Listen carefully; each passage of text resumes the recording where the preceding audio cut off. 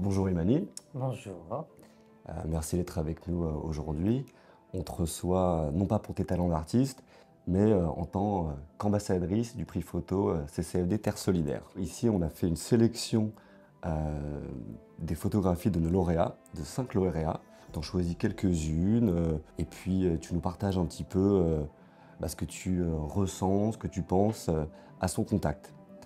J'en profite pour rappeler que vous pourrez tous découvrir ces photos à l'exposition au point éphémère à Paris, en grand format par vous-même, qui ont été donc soigneusement sélectionnées par notre jury. Déjà, j'ai été attirée par celle-là. Ça, c'est Lisa Rango, Ouais.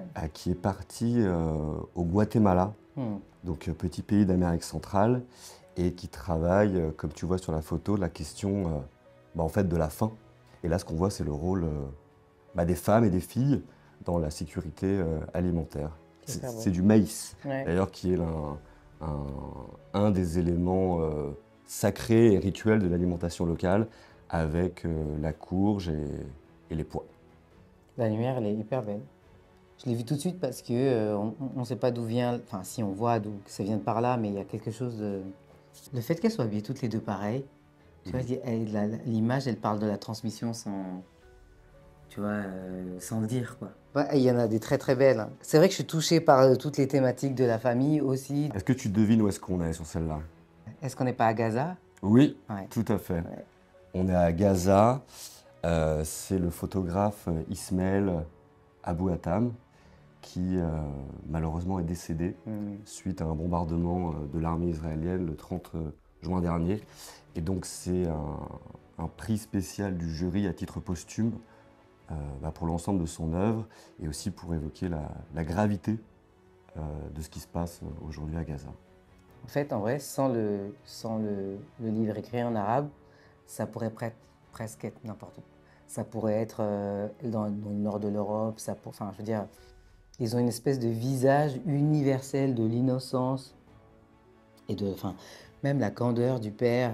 Enfin, je trouve que le photographe, il a fait un travail exceptionnel, hyper sensible. Ça, c'est beau. C'est fou parce qu'on se dit, waouh, c'est trop beau. Ouah, c'est un bateau qui coule quand même. Mm. C'est- Mais c'est beau, il a Je sais chopé pas ça. trop dans quoi ça a été pris là, ce qui Bah, sert de lunettes ou de loupe. bon, on dirait une espèce de vitre qui a été cassée et il shoot au travers de la vitre cassée. Bah, c'est la volonté de toucher les gens par le beau, quoi. Et c'est plus difficile que de toucher les gens par l'horreur. Mm. Mais peut-être que c'est plus pas efficace, mais plus pérenne. Enfin, j'arrive pas à trouver le mot. C'est plus C'est soutenable dans le marquant. regard. Ouais, ouais. En fait, des fois, quand c'est tellement violent, on rentre dans un état de sidération que je trouve contre-productif. C'est-à-dire qu'on du coup, on sait plus quoi faire. Mm. Alors que là, ça incite à l'inspiration. Ça incite oui, à vouloir faire quelque chose de positif, je trouve. Mais ça, c'est pas bon. Ça, il me semble que c'est de Lalo de Almeida. Donc, On on est peut au regarder. Brésil. On est Ouais. au Brésil, en Amazonie, dans la forêt vierge. Et ce que tu vois, c'est une route Qui trace tout tracée. droit. Et ça, c'est le début de la catastrophe. Hmm. Parce qu'au Brésil et en Amazonie, on appelle ça le développement en arête. En arête de poisson, en arête de sardines. Une fois qu'on a une route qui est tracée, ensuite, il va y en avoir une deuxième ici, de façon perpendiculaire, et ça dessine comme un petit squelette de poisson, et où en fait, progressivement, il y a des habitations, donc une colonisation de la nature, et une exploitation sans limite des ressources naturelles. Et c'est le début de la fin pour cette forêt, mais aussi pour les peuples qui y habitent. Et c'est marrant que tu dis ça parce qu'en fait, on dirait une cicatrice. C'est exactement ça. Ouais. C'est pour ça que je la trouve très très belle. On dirait une cicatrice sur un corps, presque. Et Sur un contrairement crâne.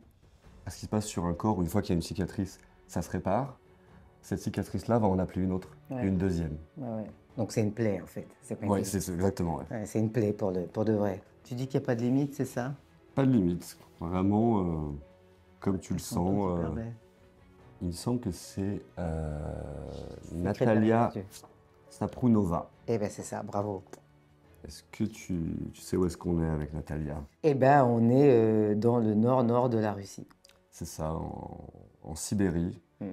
dans l'une des régions aux extrêmes climatiques les plus forts. L'hiver, il fait jusqu'à -60. C'est la région habitée la plus froide du monde. La vache. Et en été, ça peut monter très haut, Ouais. ce qui n'était pas le cas auparavant, jusqu'à +35. Et donc, on assiste Jusqu'à progressivement. 35 degrés? Ouais, 35 degrés. Donc, c'est un énorme Ouais. différentiel. Et c'est ce qui provoque le dégel du permafrost, considéré comme une des pires catastrophes climatiques qui soient. Et ce qui est hyper impressionnant, c'est lui ou elle, Oui, on dirait un homme. Tout petit. En fait, on n'a pas l'impression que c'est si grand, mais s'il n'est pas là, on ne se rend pas compte de l'effondrement, en fait. On ne se rend pas compte de la catastrophe. Et quelque part, je ne sais pas comment dire, c'est quand même très beau. Mais on dirait un cœur brisé, c'est ça que je veux te dire. ah.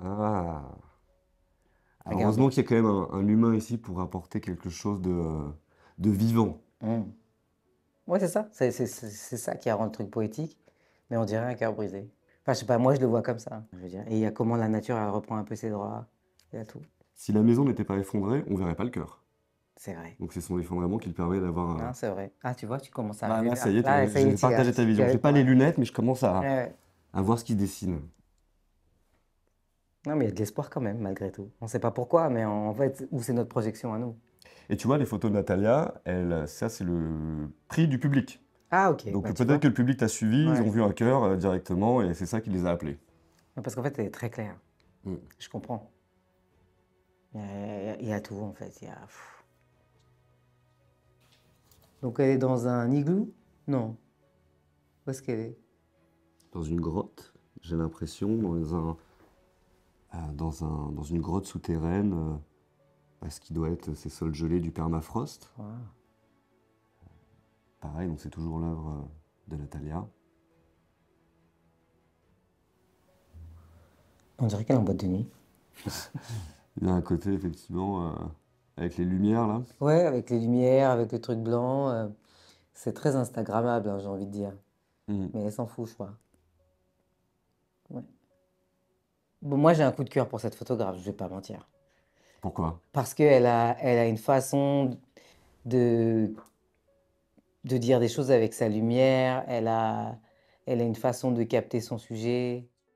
Donc c'est la même chose là-bas. Ouais. C'est un jeu de memory card, on dirait. Je fais pas d'indice, là, hein. Ne J'essaie fais pas simplement de d'indice. mettre un petit peu les photos. Je pense que c'est peut-être eux. Ah non, oui, non. Elle, ça, c'est Guatemala. Non, ce Ah, c'est sont... pas Guatemala. Alors, justement, c'est surprenant. Ouais. Mais on est en Amazonie. Ah Tu me ouais, c'est diras, eux là. tu me D'accord. diras où est la forêt. Il n'y en a pas. C'est horrible. Elle est incroyable la photo. Et en plus, sa série, elle s'appelle Dystopie amazonienne. Pouf. Bah lui, il est génial avec ses pumas aux pieds. Ah, Voilà, vraiment, je veux bah, dire. l'énorme contraste. Ouais. Ouais. On vit comme des fous en fait. En vrai. Là, on Ça, est c'est qui? avec Federico, Ok. qui travaille sur les personnes migrantes Hmm. en Amérique latine, en Amérique centrale, en fait, entre la Colombie et le Panama. Il y a une forêt, une petite forêt, qui est un haut lieu de passage de personnes migrantes, donc qui viennent du sud, hein, du Venezuela, du Brésil, mais de plein d'autres pays du monde, en fait, même d'Afrique, d'Asie, qui passent par l'Amérique du Sud et remontent. L'objectif, c'est d'aller jusqu'aux États-Unis au nord. Et le photographe, il décrit le Darien comme étant l'enfer sur Terre. Hmm. Au CCFD, on connaît bien cette situation-là parce qu'on accompagne beaucoup de partenaires, pas forcément au Panama, mais dans les pays plus au nord, notamment au Mexique, avant leur arrivée aux États-Unis, enfin de ce qu'ils projettent pouvoir faire, où ils sont amenés, tu vois, à témoigner, raconter les horreurs qu'ils ont vécues, l'indignité de la situation confrontée. Donc ouais, c'est très très dur. Ouais. Et ça, c'est un travail très courageux entrepris par le photographe pour aller dans un endroit où personne ne va. Ou que les miséreux vont quoi. Oui, En fait, ce qui est intéressant dans cette photo, c'est qu'on a l'impression qu'il a essayé, et ça se trouve pas du tout, hein, mais on a l'impression qu'il a essayé de faire comme une espèce de studio. Tu vois, t'as la couverture avec les étoiles, tu as le fond vert avec la tente, Et puis tu es là, un peu la Vierge à l'enfant, cette femme en rouge, assortie avec les étoiles. Et il y a une vraie harmonie dans ce chaos, en fait, qui est derrière. Tu vois, tu as tous les sacs, tu as tous ces trucs que tu aurais presque envie de gommer. Ça, c'est lui. Tout à Ouais, fait. ouais, ça se voit. Et là, ce que tu vois ici, est-ce que tu devines où est-ce que ça peut se situer? Ça t'évoque déjà ce genre d'image? On dirait un mur entre les États-Unis et le reste du monde, quoi. C'est ça. Ouais. Bon. Alors, je sais pas si c'est à Ciudad Juárez ou à Tijuana. De Mm. toute façon, tout le long, Ils ont mis un mur. c'est la même chose, c'est un mur. Donc, c'est un mur qui est composé de plusieurs étapes. En général, tu as un fossé ici, là, tu as un premier mur, puis un deuxième. Et je crois, tous les 10 km, tu as un poste militaire voilà, pour empêcher. Là, on voit les gens qui sautent dessus, quoi. Mais celui-là, il est ajouré. Pourquoi ils l'ont ajouré? C'est cruel. Ah ouais. Voilà, ce que je te disais un petit peu avant, ça démontre le caractère urgent et désespéré voilà, de ces familles, de ces personnes, de ces enfants qui sont prêts à tout pour traverser, quoi. Bah d'ailleurs, là, tu as l'impression que tu as la vue du drone de ce qui les attend, quoi. Un peu l'enfer, le mystère. Tu vois ce que je veux dire? Ils Ouais, sont là, l'insécurité. ils se rendent pas compte, eux, ils sont dans leur petit espace. Puis en fait, derrière, leur attendent tout ça, quoi. Le gris, le flou. Le flou. Eh ben, merci Imani d'avoir partagé voilà, les sentiments, ce que te génèrent ces photos, un peu ton ressenti. Mais merci à vous de m'inclure dans ce projet magnifique. Je sais pas ce que tu en as pensé. Non, j'ai adoré découvrir tous ces photographes, tout leur point de vue, ce que ça amène d'espoir et d'information. Vraiment, c'était magnifique. Merci beaucoup. Je vous encourage à venir à partir du 3 octobre au Point éphémère pour découvrir tous ces merveilleux photographes et, comme moi, vivre un instant rare.